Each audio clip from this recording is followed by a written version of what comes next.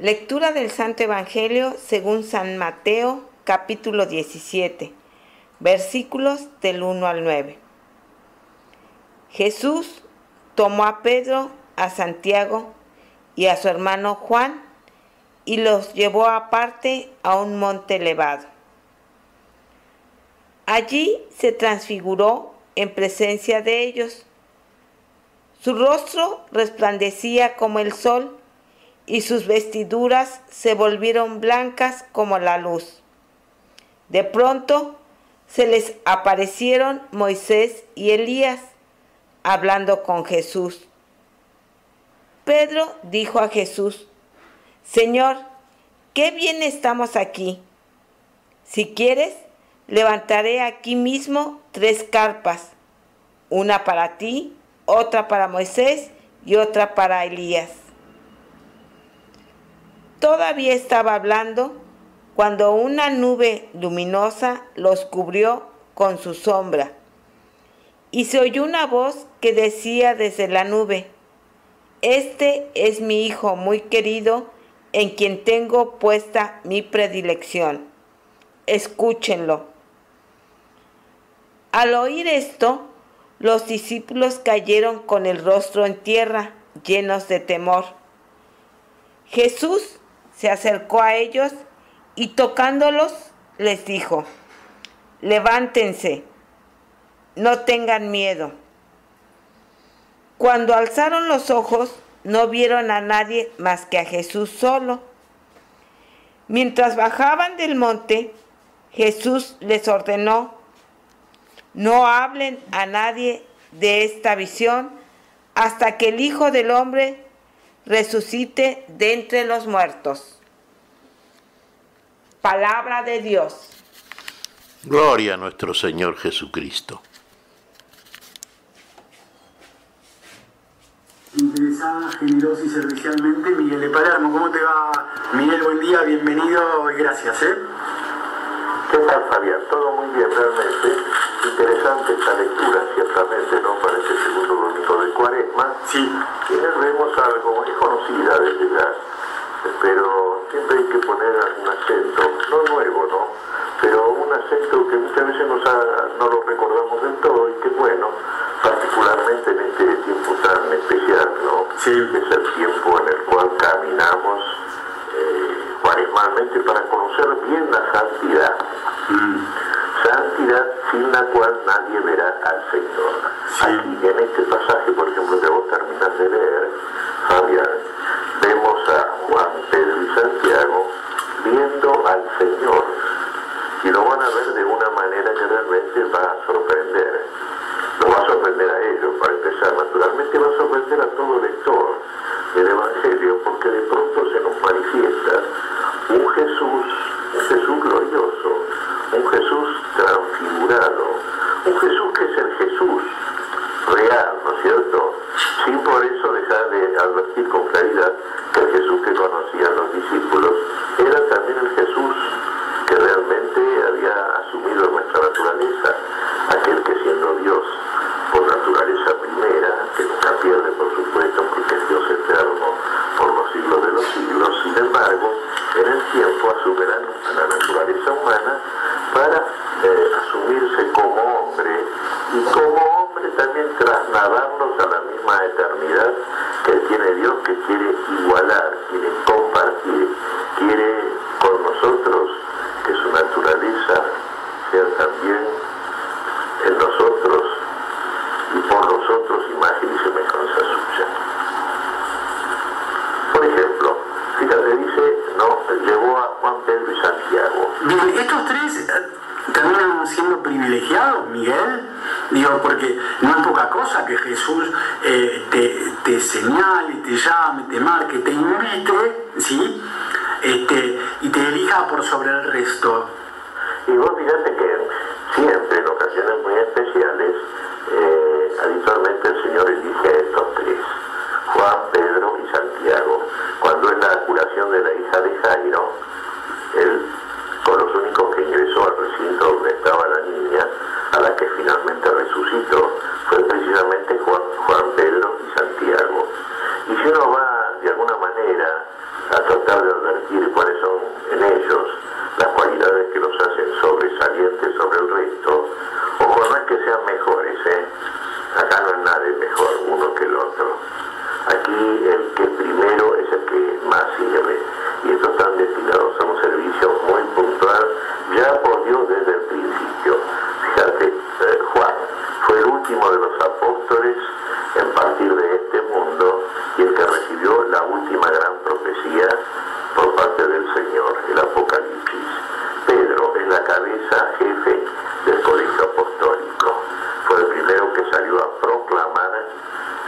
buena nueva, el querigma de la salvación, el día de Pentecostés.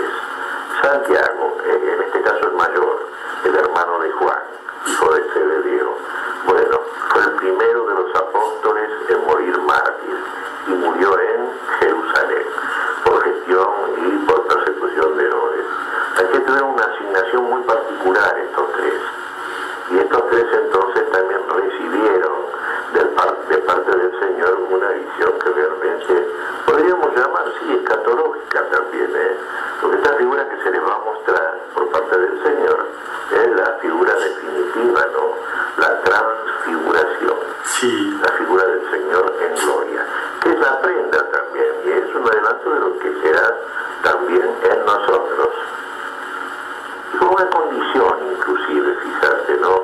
A través de lo que vos fuiste leyendo en este pasaje, el Señor ordenó que no hablaran de la visión hasta después de su resurrección entre los muertos. Sí, esto es como habitual, ¿no? Casi como una especie de que Jesús juega al misterio. No se lo digan a nadie, no digan a nadie, no, bla, etcétera, etcétera, ¿no? Sí.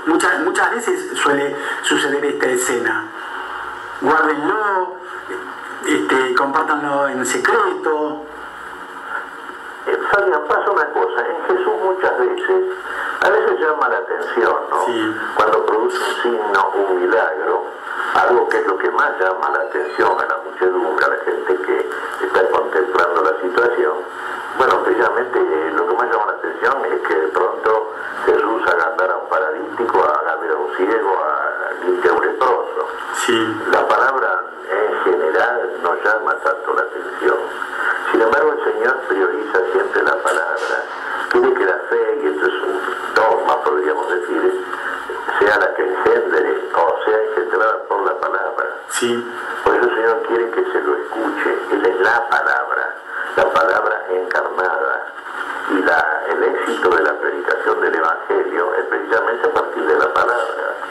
El signo, el mostrar las cosas, viene después como una especie, sí, de confirmación plenísima y espectacular, y muestra lo que Jesús es cierto y total, el poder de Jesús. Pero la palabra tiene poder, y tiene poder para la vida, y por eso Jesús quiere, primero que nada, que se crea a la palabra. Ayer, por ejemplo, en el Evangelio de ayer, Sí. veíamos cómo le decía a una muchedumbre que lo que quería ver era signos y señales, que en realidad era una generación perversa que quería más bien primero ver para después creer. Cuando la ecuación de la fe dice primero creer para después ver. Entonces, por eso el ejemplo que puso la reina de Saba vino a escuchar la sabiduría de Salomón. No vino a ver poderes en Salomón, vino a escuchar la sabiduría de Salomón, que era una reina pagana. Mismo los ninivitas, que era un pueblo de una conducta abominable delante de Dios, bueno, en el caso de ellos, se convirtieron a la predicación de Jonás. Fíjate vos, no conocían a Dios ni la ley de Dios, que era una conducta propia de un pueblo idólatra y pagano. Pero sin embargo, la predicación a la palabra profética, ellos también se convirtieron. Por eso dice Jesús, en el final juicio, ellos van a salir en contra de ustedes, de los que quieren ver para creer. Bueno, aquí estamos en lo mismo. Jesús, sin embargo, se muestra. Ellos ven, pasan a ser testigos oculares de la imagen final del Cristo, que es el rostro glorioso de Dios, como hombre, naturalmente. Pero esto puede ser dicho en una ocasión oportuna. Aquí Jesús está mostrando el punto después de la resurrección del Señor. Sí. El Señor va a resucitar, y va a resucitar el cuerpo, en el mismo cuerpo en el cual murió, pero glorificado y finalmente transfigurado. Y en ese cuerpo también nos está adelantando el nuestro, cuando estemos en condiciones, después de haber, vamos a tomar un término que es muy actual ahora, en este tiempo, Fabián, después de haber cuaresmado exitosamente, Sí. de haber llegado a conocer la santidad, digamos, de haber llegado después de la caminata cuaresmal, victoriosos al éxito y a la celebración pascual, ¿no? Bien, digamos, había Habitualmente por ahí se suele hacer algún comentario al respecto, pero ¿cuál es la trascendencia del monte? ¿Sí? Monte elevado. ¿Tiene una significación, un significado bíblicamente hablando? Esto del monte elevado, ¿lo llevó a un monte elevado? Sí, ciertamente, claro. Pues fíjate que la idea del monte elevado, es la idea donde se produce el lugar más elevado, el monte, ¿no? Los paganos solían decir que el Dios de Israel era un Dios de las montañas, no un Dios de los valles, y que si triunfaba era porque generalmente desarrollaba los combates de su pueblo en zonas de montaña, las montañas de Judá, por ejemplo. Sin embargo, ahí demostró lo contrario. Dios lo es en toda circunstancia y situación. Cuando, por ejemplo, destruye a Jericó, que era una ciudad que estaba en la llanura, sin embargo, el éxito militar del pueblo de Israel, presidido por Yahvé Dios y librado sus combates por Yahvé Dios, muestra que Dios triunfa en toda situación. Pero la situación del monte es particular, porque es el lugar más elevado, sí. Es el lugar más elevado de la contemplación al cual podemos arribar, el lugar de la contemplación, en donde vamos a comprobar cuáles son las verdades superiores, últimas, de esta revelación que nos trae el Señor. Por eso se nos dice a un monte elevado. Algunos intérpretes entienden que se trata del monte Tabor, se dice en los evangelios que sea el Tabor, pero de todas maneras, bueno, pongámosle Tabor ciertamente, ¿no? Un monte elevado, esa es la idea. Recién en la elevación de la visión, de la contemplación, aunque sea una visión adelantada, ¿no es cierto? Prenda, como en este caso, el Señor se manifiesta en la plenitud de su gloria. Aquí lo está haciendo. Pero es un privilegio que concede a algunos y sabe por qué lo hace. Porque a esos mismos, a los cuales se les muestra de esa forma, a esos mismos los tiene asignados después para un papel también más elevado, ¿no? En el seno de todo el grupo apostólico, ¿no? Bien, hay una afirmación, digo, por ahí las cosas a lo largo del tiempo se repiten, Miguel,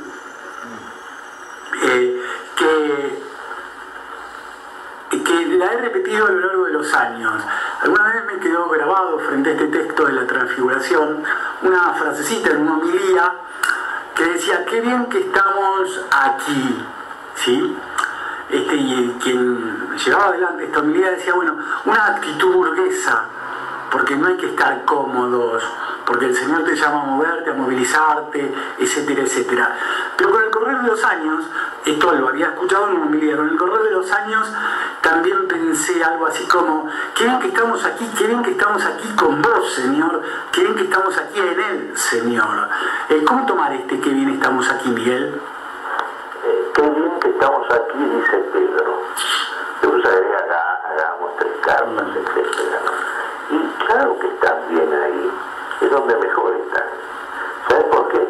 Porque están con el Señor de la gloria, porque están prácticamente, uno podría decir, en el escenario final. Pues fíjate que en esta situación aparece el Señor ya glorificado, justamente con él, están Moisés y Elías, ¿no?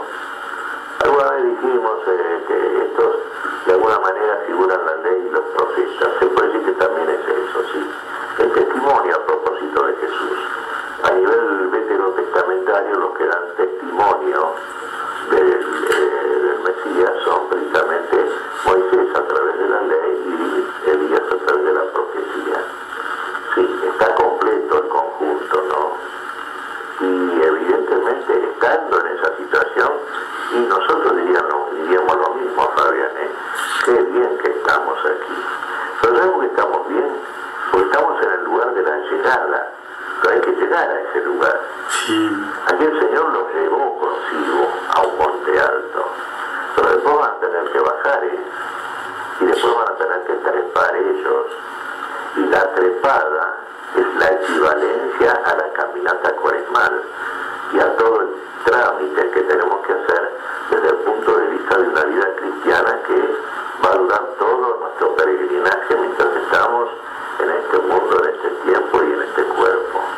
Llegaremos al Tabor, llamémosle Tabor, está bien y sí, si realmente llegamos a partir de la fidelidad, del seguimiento coherente, de la perseverancia, ahí estaremos bien. Pero hay que ameritar algo también para poder estar ahí. Y lo que hay que hacer es aquello que les dice Jesús, por después que les indica. No dice a Pedro, bueno, sí, ven y hacen las carpas y quédense aquí con nosotros. No, bajemos y no hablen de esto directamente hasta después de mi resurrección. Hay que comprobar la resurrección del Señor. Hay que verificarla en uno mismo. Hay que vivir la vida de Cristo resucitado. Y esto implica todo el trámite que tuvieron que llevar a cabo apostólicamente estos tres, por ejemplo, y tantos otros apóstoles del Señor y todos los cristianos en definitiva. Para llegar a esta situación, que es la situación de ver a Jesús glorioso, y hay que hacer todo el peregrinaje cristiano. Ahí vamos a estar bien, sí que bien que vamos a estar, sí, pero hay que llegar, en Pedro, Juan y Santiago, a esta altura, todavía eran discípulos, ni siquiera apóstoles, todavía se puede decir que ni habían empezado, que simplemente estaban oyendo, viendo, contemplando las cosas que el Señor les iba adelantando, les iba enseñando, bueno, los iba preparando. Bien, hacemos una pausa.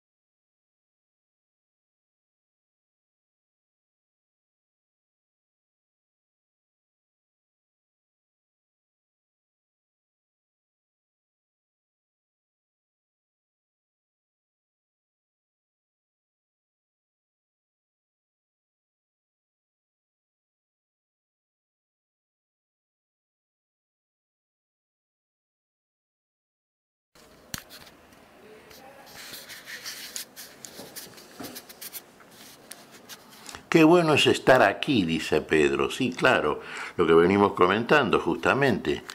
Bueno, es lo mejor estar ahí, con el Señor de la gloria, en la compañía de aquel al cual han visto transfigurado, en su figura final, última y definitiva, la cual es prenda o anticipo, dijimos en el comentario anterior, de lo que hemos de ser también nosotros, de lo que ha de ser en nosotros. No nos olvidemos que el Señor nos quiere participar de todo aquello que Él ha logrado para los hombres, para nosotros.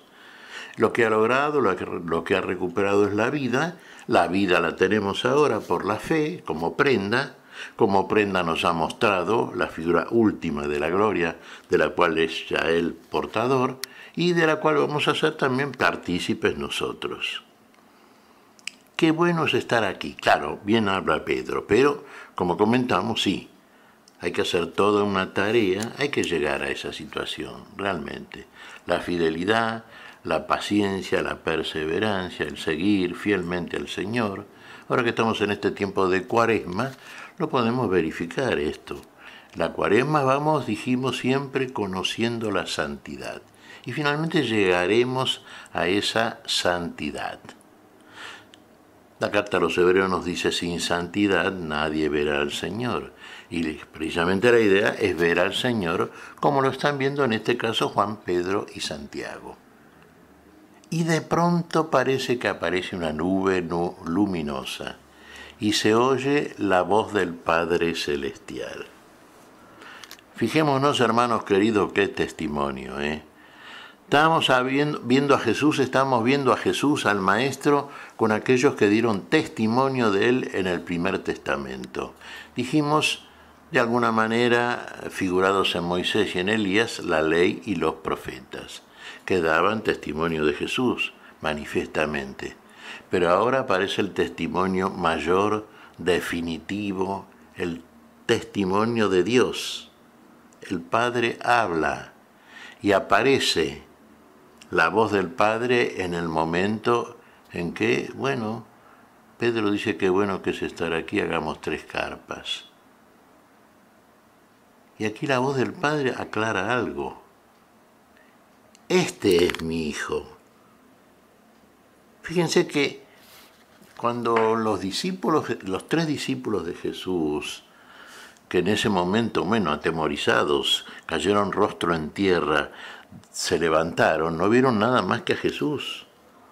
Y la voz del Padre, ¿qué había dicho? Este es mi Hijo, en el cual tengo depositada toda mi elección. Algunas versiones dicen mi predilección. Sí, la elección, este es el elegido, el ungido, este es el Mesías, este es el Cristo, este es el que es. Este, Cristo, el Maestro, aquel que hace todo en todos. Este es mi Hijo, el elegido. Escúchenlo. A Él tenemos que escuchar.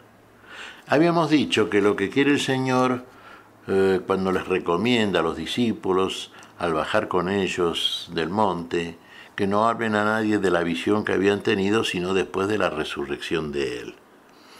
Y habíamos comentado, hermanos queridos, que claro, siempre se repara más en la manifestación espectacular a partir del signo, del prodigio, del milagro que realiza el Señor. Claro, el poder de Dios, que evidentemente está en el Señor. Pero el Señor quiere que fundamentalmente se atienda a su palabra. Y volvemos a repetir esto porque es capital. La palabra es la que engendra la fe. La fe es por el oír de la palabra. Y el Padre nos está diciendo, escúchenlo. ¿A quién? A quien es la palabra. Y palabra del Padre, fíjense. A Él tenemos que escuchar y todo lo que Él nos dice. Y lo que Él nos dice, que no hablemos hasta que Él no se haya levantado de entre los muertos. ¿Se da cuenta? Porque hasta entonces no vamos nosotros a verificar que realmente el que ha resucitado y es declarado por lo tanto Hijo de Dios con poder es aquel que nos envía y del cual tenemos que dar testimonio. Y es aquel que por el Espíritu que nos envía, tal cual lo ha prometido, pone palabras en nuestra boca, para que digamos cosas que tienen que ver con la verdad que nos revela. Cosas que, por ejemplo, en aquel punto de tiempo todavía los discípulos no podían entender. Después sí lo iban a entender. Cuando fueran consagrados apóstoles, por la unción a partir del Espíritu Santo que habrían de recibir Dios en ellos, entonces sí, tendrían un conocimiento pleno y definitivo de la totalidad de la verdad. Y a partir de entonces darían un testimonio acabado, el testimonio apostólico tal cual lo hicieron, tanto Juan, Pedro como Santiago. Pero había que escuchar al Hijo, hay que escuchar las palabras de Jesús. Hay que escuchar lo que el Señor nos susurra muchas veces al oído. Y muchas veces leemos la palabra que está escrita, de parte de todo aquello que nos enseñó nuestro único Maestro, nuestro Señor Jesucristo. El transfigurado, el que nos transfigura a nosotros, el que va más allá de todo aquello que humanamente podemos entender y podemos hacer, y que nos lleva más allá, el que nos lleva a la plenitud de la vida a partir de la resurrección, el que resucita. Fíjense, el que se levanta de entre los muertos, el primero en hacerlo, el primogénito en todo, aquel que cubierto de gloria es visto en este caso como prenda, como adelanto por los tres elegidos. Y usted es un elegido también, y sea digno de la elección. Pero escuche siempre la palabra de aquel que le habla, le comunica la verdad, y en definitiva, si usted la encarna, esa verdad, así como Él se encarnó y asumió nuestra naturaleza humana para levantarla de entre los muertos, si usted encarna esa palabra, también verá la gloria, lo verá en la gloria y se verá usted en la participación de la misma gloria. Escuchemos aquel que es la palabra de Dios. Esto es fundamental. Hagamos como Él nos dice. También lo dice en las bodas de Caná la Virgen. ¿Qué te parece, Patricia? Pues mira, Miguel, estaba reflexionando cómo el Señor nos va preparando. En este caso, cómo preparó a Pedro, Santiago y Juan. Cómo les mostró su gloria antes de que padeciera. Para que, yo pienso, ¿verdad?, para que se diera uno cuenta que la gloria de Dios no es porque se la haya ganado por el sufrimiento, ya la tenía antes de padecer. Pero ¿por qué dejó esa gloria y se hizo humanos como nosotros? Por amor, por obediencia al Padre, para salvarnos. Y el hecho de que se les haya manifestado su gloria antes del padecimiento de la cruz, pienso que les fortaleció para cuando lo vieron sufrir y morir en la cruz, esperar lo que el Señor les había dicho, la resurrección, su glorificación que ya tenía antes de que existiera el mundo junto al Padre.